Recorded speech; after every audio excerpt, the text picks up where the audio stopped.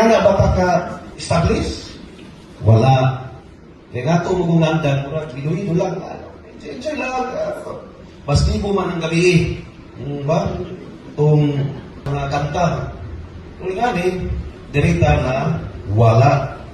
Wala tayo pressure group na in a certain topic, mupus bigla. Muna itaw, agenda-based governance. Eh kung ang galing ko, dili niya tumalon, pili ka pa yan. Pero nga itong nandan sa man, was makalingkod, dahil naman. Dahil naman, dahil na kamapulihan.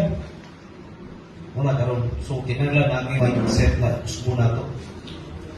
Eh, demokrasya man ta. Pero mo lagi, same sa struggle sa gender development, same yapon sa political setting, mas mo gini mo. Mas mo gini mo. Kay kultura pang nato na it is very disrespectful if you question the very institution or the very person who holds the power. Kung gano'n ba tayo? Disrespectful ba na panguntahan na? Kahilas, magkakayo, panguntahan naman. Yeah. So, hindi na trabaho na. Muna siya, turni. Muna yung dito.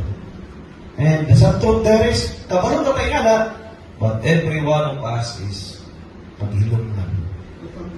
Maghilong lang. That is why I have a hard time here explaining to the constituencies ng Malay-Malay. Anong nakasave ang Malay-Malay, mahagi ka ng kwarta, despite the fact na explain ka, some of the members at one katiling balis, di pa ito sabot. Worse, di siya sabot. Okay na sa sitwasyon, labi na ito nakapahimulos. Parang ikaw may nakapahimulos ka sa sistema, there will be a hard time for you to change. Ikaw may nakapahimulos, ay, nahilong na lang. So, permit na mag-emphasize, be loyal to the idea of a system of government that embodies our aspiration, not the system na kung loyal hindi ka. You yourself can examine, loyal ba ka ako sa isang kandidato? Kung sa'yo rason. If not, uspa ang imong paglantaw. Marag ginagawa. Okay?